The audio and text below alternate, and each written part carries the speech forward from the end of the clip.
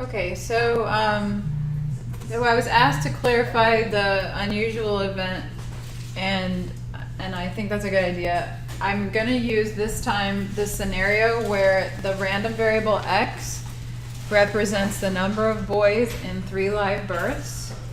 Okay, if we're using the probability to determine if something's unusual, we have to consider that extreme or more. So is it unusual for a family to have only 1 boy in the family? And so what you have to look at there is not only having 1 boy, but even fewer. Okay? So you always have to consider, is that extreme end of the data, is that unusual? Is it far enough away from ordinary to be considered unusual? And so the way you would do this is you would have to calculate the probability of x being 1 or fewer. In other words, that would be the probability of 0 or 1. Okay, how do we calculate an OR? Add, very good. So OR means add.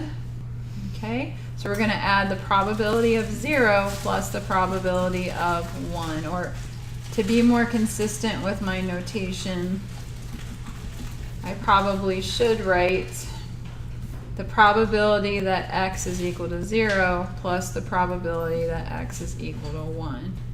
All right, so the probability that x equals 0, we just read that right off the chart there. That's 0.125. Probability that x equals 1, that so 1 boy is born, is 0.375. Add those together and we get 0.5. What do we have to compare that to? Yeah, compare to 0.05. Okay, 0.5 is greater than 0.05. So is it unusual? Not unusual at all.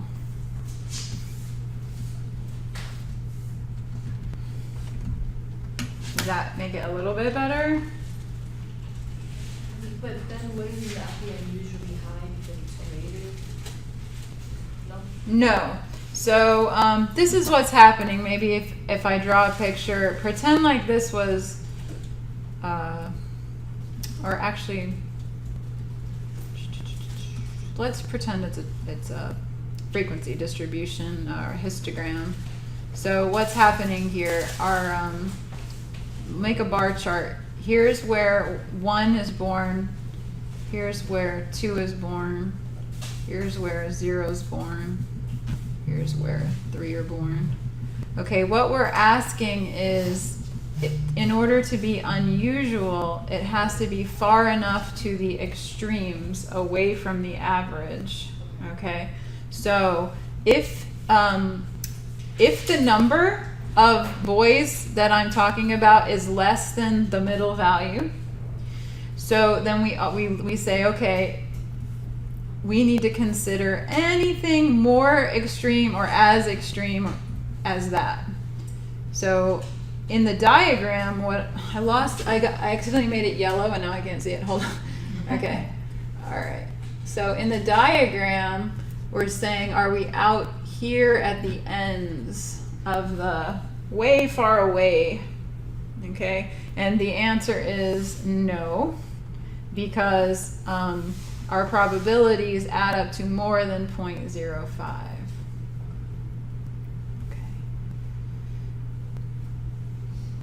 Now, since we were doing 1 or more extreme, of course, I'm only looking at this side over here. But when you add up the probabilities of these first 2 bars over here, it's more than the probability that's left over back that way. All right, we talked about the expected value, and now we're going to move on and talk about a special kind of probability distribution called a binomial distribution. A binomial distribution.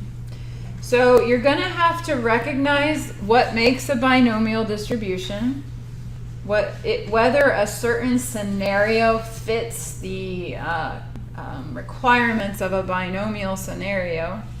And then when you do that, there's going to be a whole bunch of stuff we can do. As long as we know that it's a binomial distribution, we're going to be able to do certain calculations easier and things like that. So what do we need? In a binomial probability situation, there has to only be two possible outcomes, okay? Here I explain it probably a little bit more precisely as two relevant categories. So for example, maybe we're looking at calculators coming off an assembly line and we want to know, we're talking about probability that a calculator is either acceptable or defective. So we're only considering two possible situations. Maybe we're looking at a girl or a boy birth. Maybe we're looking at whether a person brought into an emergency room survives or dies. Okay, but only two possible outcomes that are complete complements of each other. All right, so the number of boys out of 3 children example was a binomial probability distribution because the only outcome for the categories were boy or girl. Or in other words, boy or not boy. Okay, so you're always going to have, on the calculator coming off the assembly line example, it was defective or not defective. There's always the only two possibilities, one or the other. Okay, here are the requirements for a binomial probability distribution. You have to know the requirements and be able to recognize them in a scenario. So first, the procedure has to have a fixed number of trials. So for example, in the births, there were 3 births, right? Fixed number of trials. 3 children in the family are the three trials in that example. The trials have to be independent of one another. We talked about independence. That means that the outcome of any individual trial doesn't affect the probability of the other trials. Right? So that example that we did where the guy, whether he was going to practice his trumpet, depended a little bit on if the weather was good or not. You remember? So that wouldn't fit a binomial, even though the outcomes either he plays the trumpet or he doesn't. It still doesn't fit a binomial probability distribution because the outcomes, no. The outcomes depend on whether it's snowing. Yeah. But that's not what I wanted to say. It's probably not the best example. They could have them occur at the same different times. I mean, Yeah, they could both occur at the same time. That's true. You could have on one day he plays and on another day he doesn't. So that also would be an issue. But I'm trying to think of a better example. We'll look at one in a minute. But the trials can't affect each other's probability.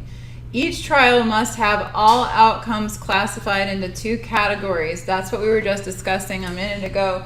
Either this does happen or this doesn't happen, commonly referred to as success and failure.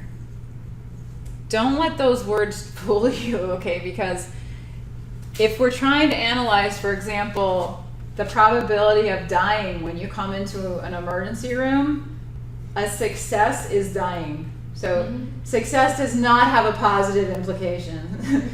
Okay, that's just a term that we're using, success or failure. Success means it fits the description of the random variable that we're trying to analyze.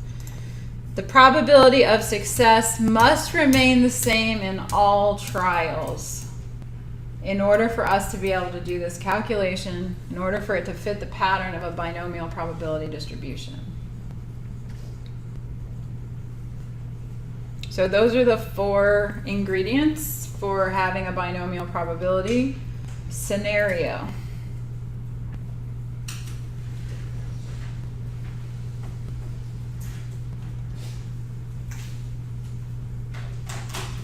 So you should keep that, page in your notes available, and when you're working the homework, you want to think as you're working problems related to binomial probability distribution, is it satisfying all four of the requirements? And if you're having trouble identifying that, shoot me an email or come see me, in a particular problem. Why does this fit the requirement? It's important to practice that so you can get used to when it works and when it doesn't. All right, so notation for when we have a binomial probability distribution, we use S to represent success and F to represent failure, denoting the two categories of outcomes, and then P and Q always denote the probability of success and the probability of failure. P always being the probability of success and Q always being the probability of failure. Remember, the probability of a success is the same always. So probability of success has one particular probability value, P. We're calling it P, little p.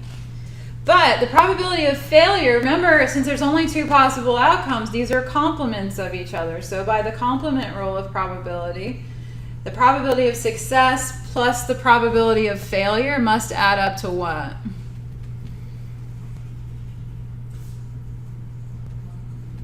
Probability of success plus the probability of failure must add up to what? P, big P. No, good guess though. It has to add up to 1. Why? Because it's a probability that's guaranteed. Yeah. So if we said, what's the probability that you will either have a success or a failure? What is that? That's guaranteed, right? It's going to be one or the other. So that means that their probabilities have to add up to 1. So if the probability of success is 30%, 0.30, the probability of failure must be what? 0.70. 1 minus the probability of success. So that's what this formula here is explaining, is that if you, often in the problem, you will either be given the probability of success or the probability of failure, but you need both to do the calculations. You just subtract it from one and you get the other. Okay, subtract the probability of one from the number one, the probability of success from the number one, you get the probability of failure, and vice versa. Okay, N always denotes the number of trials when we're talking about binomial probabilities. I know there's a lot of symbols and stuff here, but we just have to kind of muddle through them. All right, and X is that random variable we talked about, so it's going to be the number of successes out of N trials. X can be 0, 1, 2, 3, all the way up to N, right? So for example, we said that the number of boys in a family with 3 siblings was an example of a binomial probability distribution. So the X was the value 0, 1, 2, and 3, because there were 3 total births. So 3 possibilities for success. Don't get offended. Success being a boy in some cases and success being a girl in some cases. Remember, there's no positive or negative correlation with that, or connotation with that word. Okay, P, as I mentioned already, denotes the probability of success in N trials. Q is the probability of failure. Capital P of X, as we've used it in this previous discussion of probability distributions, is just the probability of getting exactly X successes.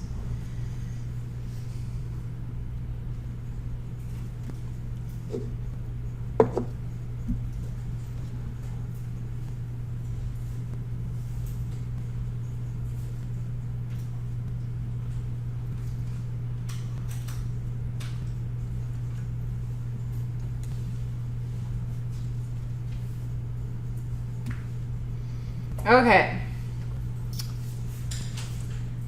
I am going to be yes, I'll go back, yes. P of X is the probability of getting exactly X successes. Do you remember when we found the probability of X equals 0? There's the probability of having 0 boys. So 0, if our random variable is the number of boys we got, then we're thinking of the number of having a boy as a success. So the number of successes being 0. The probability of the number of boys being 1 would be the probability of the number of successes being 1, and so on. And it's always going to go up to n, whatever that n is, the number of trials. In the case of a family with 3 siblings, n is 3. Okay, I will be providing you with a formula sheet that you'll be using. You can use it, obviously you can use any formulas you want when you're taking your at-home test. But when we do the in-class tests on test 3 and test 4, I'll provide you with an extensive formula sheet. You'll have it in advance. On that formula sheet, the version of the binomial probability formula that you will see looks like this. But you might recognize from our discussion at the beginning of class this piece right here. Does that look familiar? Okay, so what that actually, a very much shorter way of expressing that value is this. Replace that with NCX, the number of combinations of n objects taken x at a time. Bless you.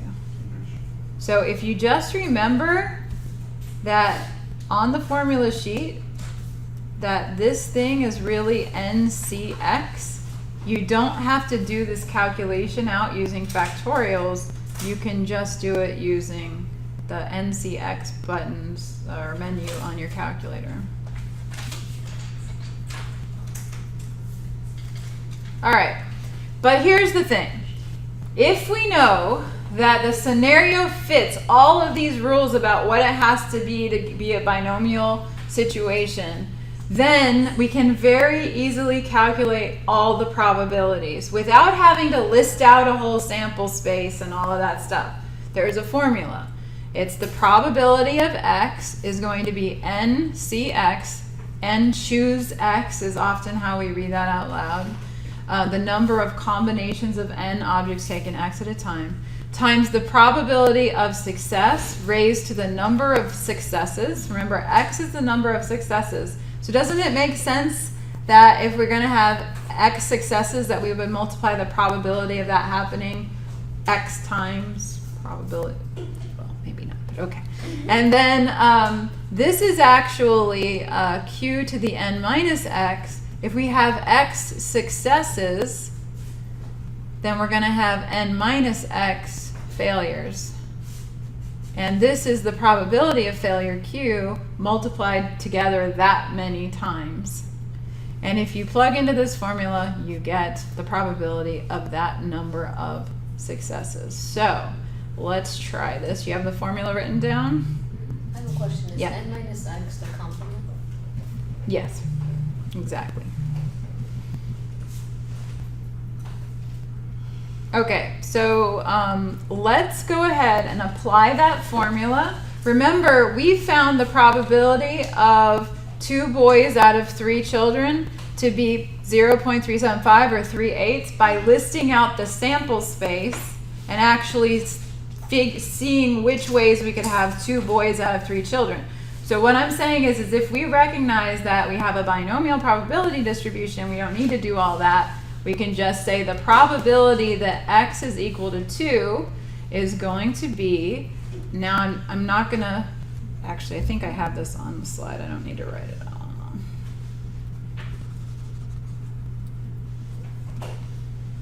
Okay, the probability of x, you write down the formula, is NCX times p to the x times q to the n minus x. A variation, again, of this formula is on the formula sheet. You just have to recognize that one piece is NCX. All right, so now we got to interpret this. You have to know that in that formula, n means the number of trials. So in the scenario where we're talking about 3 children in a family, what's the number of trials? 3. So n is 3. What's the number of successes that we're looking for? 2. If we consider a success having a boy, we're looking for 2 boys out of the 3 children. So X is going to represent 2. What's the probability of success in any one trial? So not the probability of having a boy out of 3 kids, but just the probability that out of 1 birth that you're going to have a boy. The theoretical probability is a half, right? We're going to assume that it's a half. It's close enough. And then Q is the probability of failure. How do I find the probability of failure? So that's the probability of not success. So we say 1 minus the probability of success. 1 minus 0.5. So that's going to be 0.5 also. These two, the probability of success and the probability of failure, have to add up to 1 because they're complements of each other. All right, so now I've identified all the variables that are in this formula, and it's just a matter of plugging in. So we're finding P of 2. We need to replace n and x in the formula with 3 and 2. So we have 3C2 there. And then we need to raise 0.5 to the 2 and 0.5 to the 3 minus 2. Why again? Because the probability of having a boy is 0.5, and that happens twice, right? This is the number of successes that we're looking for. That was that number 2 here. The probability of not having a boy is also 0.5, and that happens 3 minus 2 times, 1 time. Okay, so see if you can calculate that. It should turn out to be exactly 0.375. So use your calculator to find 3C2. It, I believe, should turn out to be 3. Is that right? Or is it 6? It's 3? 3C2, and then multiply that times 0.5 squared, and then multiply that times 0.5. Did you get 0.375? Okay.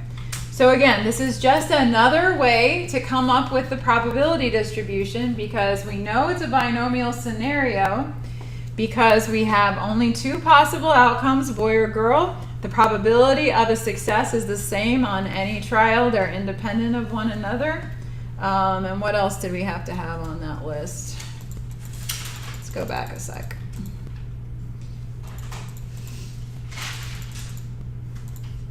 The procedure has to have a fixed number of trials, 3. The trials have to be independent. They are, whether you have a boy first and then a girl, one doesn't affect the other.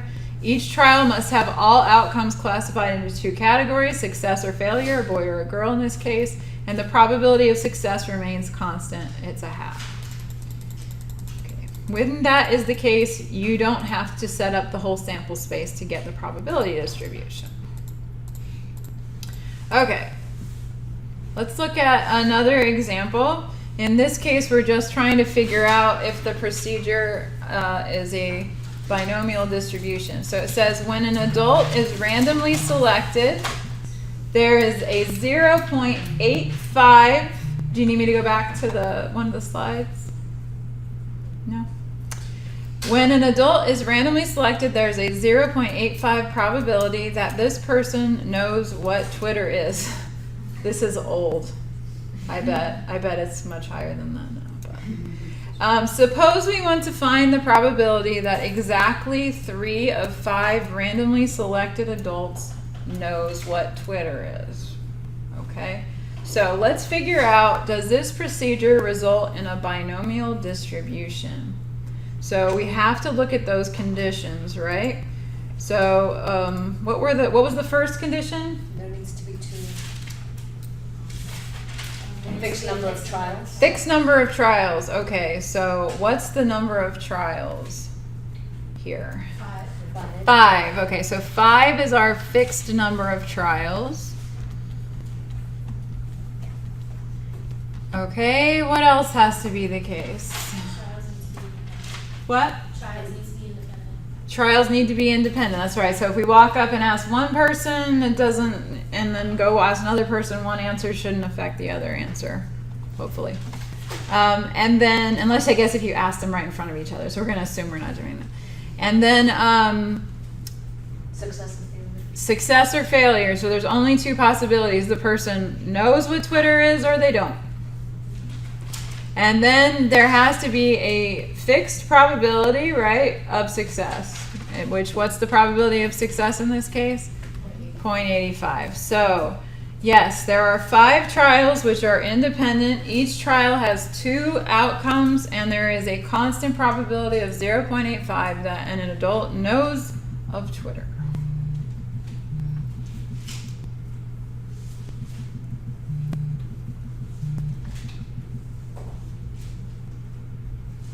Okay. You don't have to do any calculations. On this problem, they were only asking is, would it represent a binomial distribution? And how do we know it really is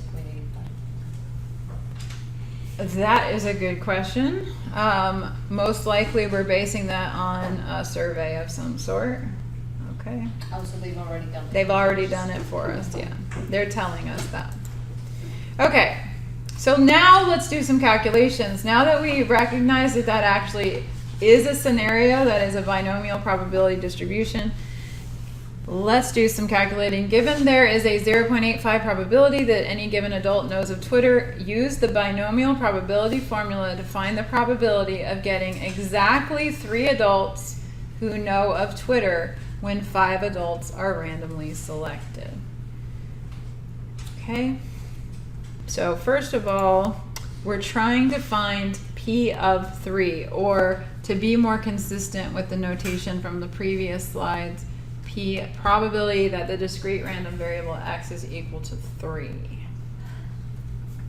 Identify n, x, p, and q. What is n referring to?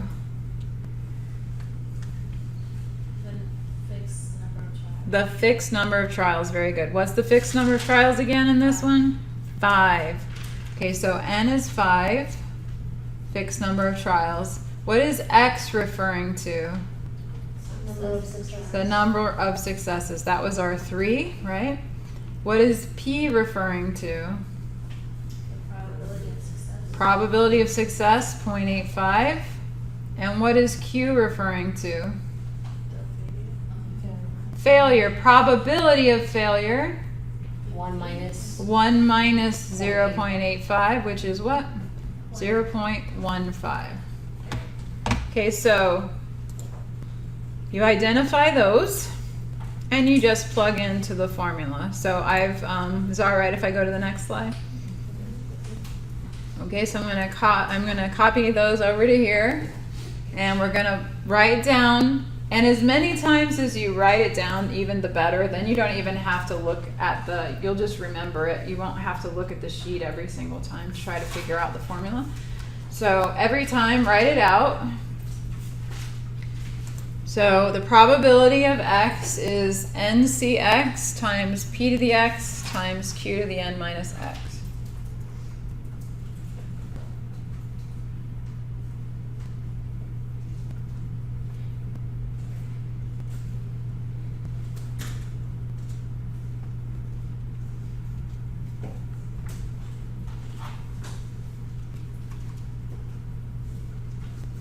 All right, now we're going to replace each of those with what they represent. So we're looking for P of 3, or P of x equals 3, however you want to write it.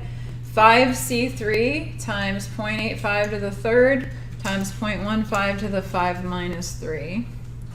Be careful entering into your calculator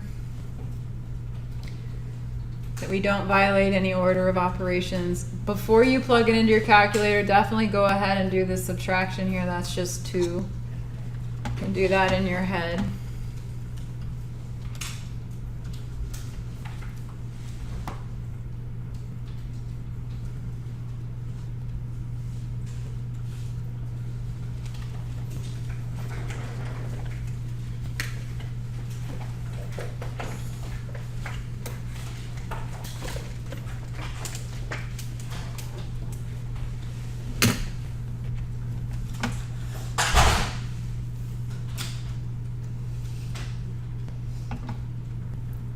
Okay, what did you get for the probability that the number of successes is 3?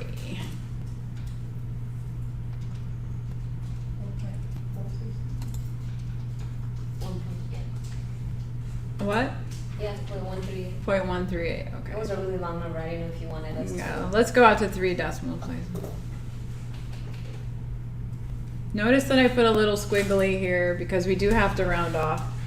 We don't have an option. So it's approximately 0.138.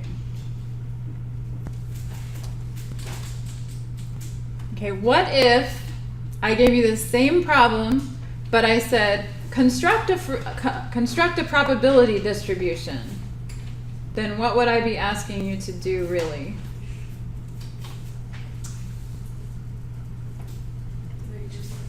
What if I gave you the same scenario, right? That there's 0.85 probability that a given adult knows of Twitter, and that we are asking 5 randomly selected adults whether they know about Twitter, and I asked you to construct a probability distribution for the possible results. What would I be asking you to do in that case? It is a relative frequency distribution, but remember what all that means is that I would be asking you, if I asked you for a probability distribution,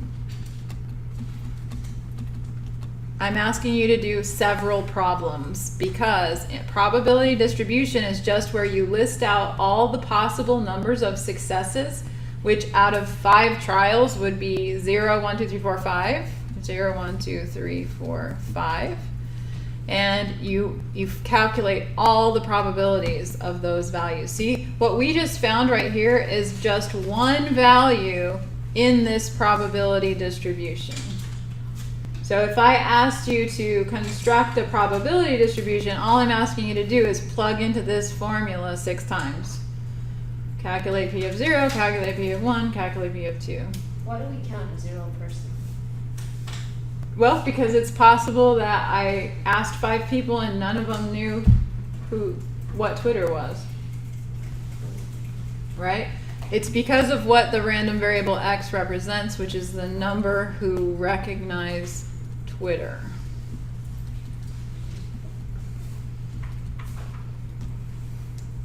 Okay, so it could be any, since we're asking 5 people, there's 6 possible scenarios. Okay. So why does the binomial probability formula work? It's often easier to remember a formula if you understand the rationale behind it. So remember, 5C3 is the number of combinations of 5 objects taken 3 at a time. What does that mean? That means the number of ways that I can walk up to a group of 5 people and select 3 of them. It could be those 3 or those 3, or the number of ways that that can happen.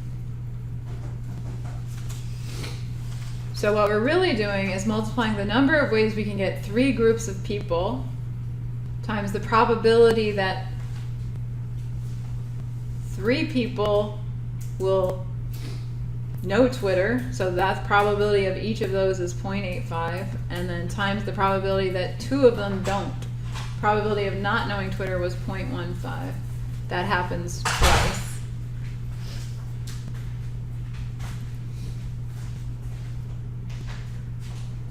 So you're multiplying the number of outcomes times the probability of the outcome. So that's where the formula comes from.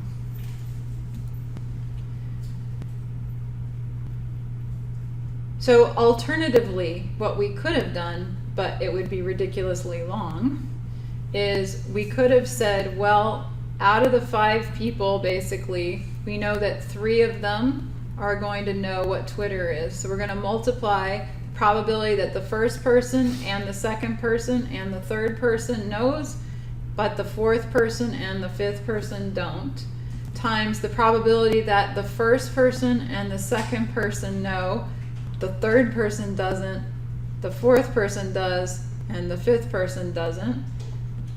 That's another scenario that's possible. Or we add again, and we would have to look at every different possible combination of those where 3 people knew what Twitter was. So in order to avoid all of that, that's why we use this formula. It tells us the number of what these, by the way, this product here, even though the order is different, you're gonna get the same number.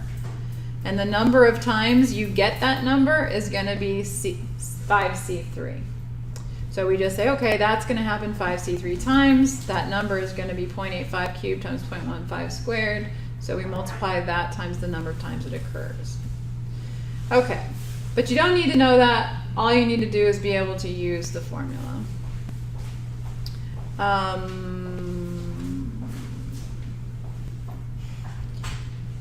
Okay, this doesn't come up very often, but just to make sure you know, yes, we are required to have independent events in order to use the binomial probability distribution, but if we take a large enough sample,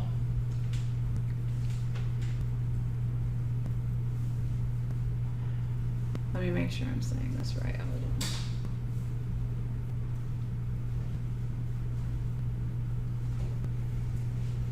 When sampling without replacement, we can consider events to be independent if the sample, it's actually, yeah, a small enough sample, I should say. If the sample is less than 5% of the whole population. Why? Because if you're randomly selecting less than 5% out of the whole population, you're not going to have, one's not going to have as big of an impact on the other. It's a very small amount of overlap, so we can pretend they're independent. That's important because that basically means when we study very large populations, we can get away with using the binomial distribution without having to know that the events are actually independent, or in other words, even if we do this without replacement. You know how when we try to find the probability of something without replacement, like when we had the jelly beans in the jar, and we found the probability without putting of getting a red and the black or whatever, a cherry and a grape, we found the probability without putting back the one, it affected the outcome. But if the jar has enough jelly beans in it, the difference is so minuscule that it doesn't matter. So if your sample is less than 5% of the entire population, you don't have to worry about it. You can just pretend that you did replacement, even though you didn't. That's what that's saying. Okay, it doesn't come up a lot, but maybe 1 or 2 questions in the homework, you'll see them. Okay, last thing, we're almost done. This is very quick. Okay, you remember how when we had a frequency distribution, we learned how to calculate the mean, the standard deviation, and the variance from a frequency distribution? And then just a few minutes ago, we learned how to calculate the mean, the standard deviation, and the variance from a probability distribution. We had a different set of formulas for that. If you know that that probability distribution is binomial, that simplifies the calculation even more. The mean will just be the number n of fixed trials times the probability of success.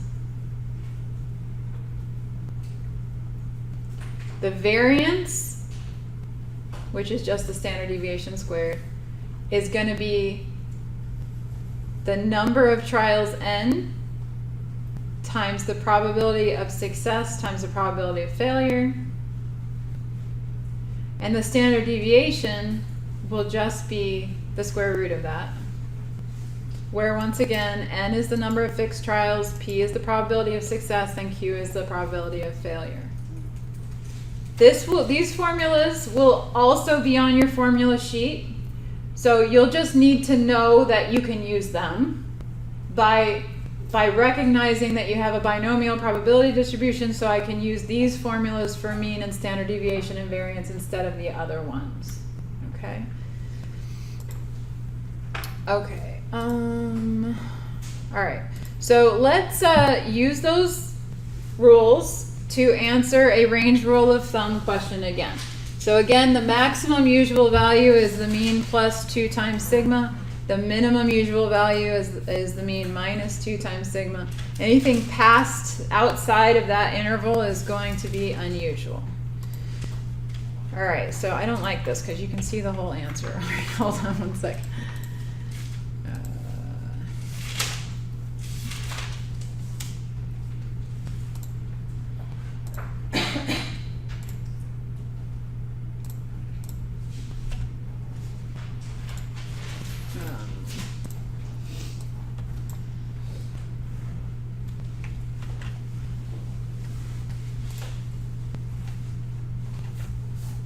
That's better. All right, so for example, if I said McDonald's has a 95% recognition rate, right? So in other words, 95% of the people that you walk up to and ask, do you know what McDonald's is, would say, yes, I know what McDonald's is. A special focus group consists of 12 randomly selected adults. For such a group, find the mean and standard deviation. Okay, so I copied and pasted these formulas onto the slide because these are the ones we're going to use. But the important thing here is, how would you know that you could use these formulas? You can only use these formulas if you can recognize that this is a binomial probability scenario. So you got to go through those conditions again. Do we have a fixed number of trials? Yes. Yes. How many? 12. What else do we have to have? Is it 13? 12 is the fixed number of trials. There are 13 possible values for our discrete random variable x, 0 through 12. Okay. But anyway, we have a fixed number of trials. What else do we need? Independent. I can assume independence because 12 people out of the entire Earth is definitely less than 5% of the population of Earth. So we don't need to, we can assume independence. Let's see, what else? What else for binomial? 2 categories. What are the 2 categories? Yes, no, they know or they don't. They know a McDonald's, they recognize McDonald's, or they don't. And we need a fixed probability of success, which is 0.95, right? Probability of success is 0.95. So I think I hit everything, right? So we know this is only because we know that it's a binomial scenario, we can use these very nice simple formulas. Okay, so let's find the mean. What would the mean be? It's n. What's n again? 12, the number of trials, times p, the probability of success, which is 0.95. So what's 12 times 0.95? 11.4? Okay, now let's pause a moment and ponder. Does this make sense? Does it make sense that if you went around randomly selecting groups of 12 people, that on average, out of those 12 people, approximately 11.4 of them would know about McDonald's? Yeah. Yes. Yeah, because that was the probability of success, right? So that really means the same thing. Okay, it's the expected value. Remember, we used that term and I said you need to remember it's just the mean. It's the amount we would expect to get. 11.4 is the average. All right, variance, a little less intuitive, but we're going to just multiply 12 times 0.95 times 1 minus 0.95. Very good. Remember, the probability of failure is 1 minus the probability of success. And that's going to be what? 12 times 0.95 times 0.05.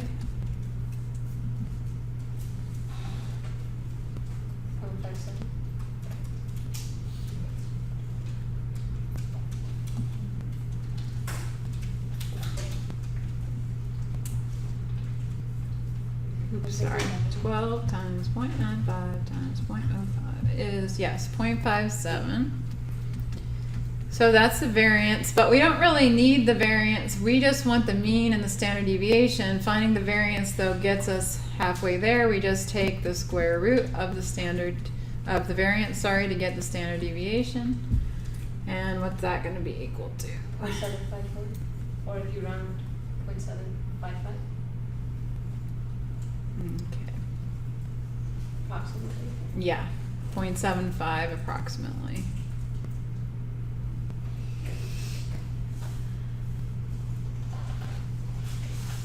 Okay, now, if we want to figure out if it would be unusual for 12 people out of the 12 to recognize McDonald's, what we could do is calculate the maximum and the minimum of the range rule of thumb by taking the mean that we just found, 11.4, plus 2 times the standard deviation,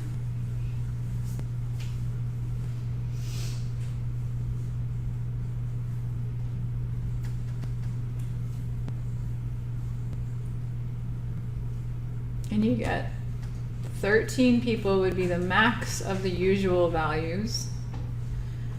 The min would be 11.4 minus 1.6, so that's going to be 9.8 would be the minimum of the usual values.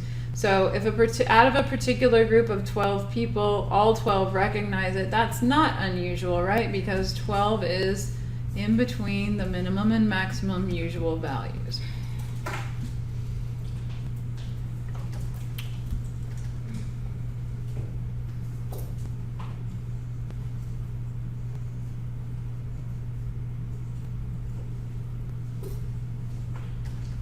Would it be unusual for only 2 people out of a group of 12 people to recognize what McDonald's is? Yeah, I don't think we need any numbers to tell us that, right? But this supports that. So anything above or below that would be? Yeah, so any number below 9.8 would be unusual. But it also would be unusual to be above 13. It's actually impossible because there was only 12 people, but you get the idea. Does it always have to be rounded? Like when you go to answer it? How can I help?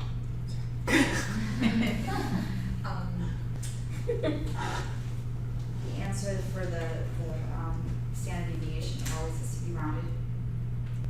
Yeah, because you got 0.75, so it's fine if it's 0.8. It always has to go to 8. Yeah, I don't know why I put 0.8 on there because we usually go out to 2 decimal places. Well, I guess I'm thinking of z-score, but really, yeah. But I'll always tell you. I'm not gonna on the test or whatever. As a matter of fact, when you took your test online, you missed anything by just a rounding error, just let me know. I can go in and give you credit for that because I'm really not concerned about beating you up on that. I just want to make sure that you understand the concept. So just email me or whatever. Come talk to me after class. Okay, so in my stat lab, it always tells you what to round off to anyway, and I'm not picky about that.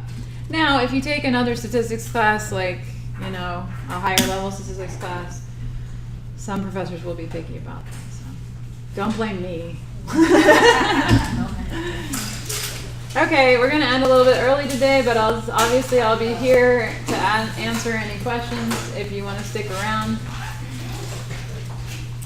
I'm here till 12:15. So, are you able to access our test? Or would you be able to look at it? I just wanted to see what the one question was.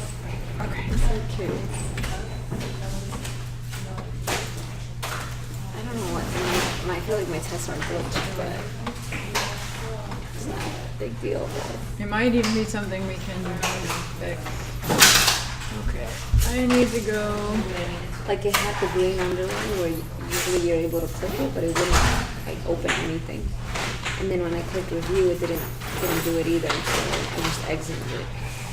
So, it is possible that you need to use a different browser or change the settings on your, have you tried different browsers? I've been using Chrome. I don't know. I'm not, But I haven't the tried settings another on Chrome might need to be somehow adjusted, that's the problem. one. Maybe. I mean, with the quiz maze, everything works great. Uh-huh. The quiz maze, the practices. Oh, let me stop this recording.